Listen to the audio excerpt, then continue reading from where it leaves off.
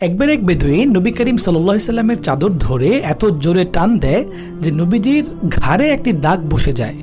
অতঃপর লোকটি নির্দ্বিধায় বলল, মুরলি মিন মালিল্লাহিল্লাযী ইনদাক, হে মুহাম্মদ, আল্লাহর মাল থেকে আমাকে কিছু দাও। ভাবুন তো, আমাদের আজকের পৃথিবীতে এমন যদি হতো তাহলে আমরা কি করতাম? নিশ্চিতভাবে রেগে যেতাম, তার বিরুদ্ধে কোনো প্রতিশোধ নিতাম। কিন্তু নবীজি সাল্লাল্লাহু আলাইহি সাল্লাম কি করলেন জানেন? নবীজি না রাগ করলেন, না ধমক দিলেন, না প্রতিশোধ নিলেন। তিনি এমন কাজ করলেন যা আধুনিক সমাজের জন্য একটি মাস্টার ক্লাস এক্সাম্পল হয়ে থাকবে।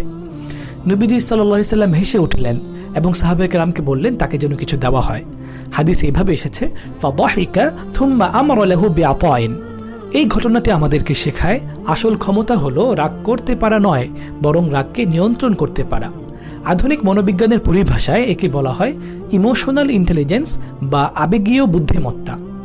এর প্রধান তিনটি অর্থ আছে। একটি হচ্ছে সেলফ অ্যাওয়ারনেস, আত্মসচেতনতা, অর্থাৎ নিজের আবেগকে, নিজের রাগকে বুঝতে পারা। আরেকটা হচ্ছে সেলফ রেগুলেশন, আত্মনিয়ন্ত্রণ বা নিজের আবেগকে, নিজের রাগকে কন্ট্রোল করতে পারা।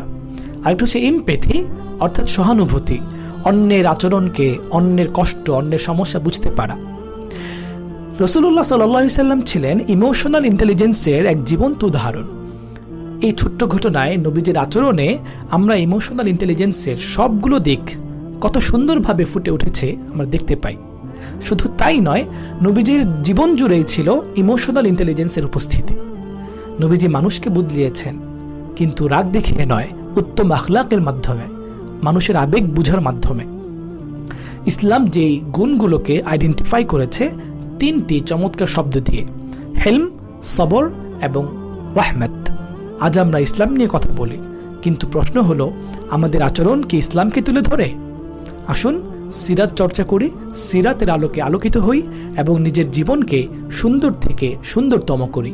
আসসালামু আলাইকুম ওয়া রাহমাতুল্লাহি ওয়া বারাকাতুহু।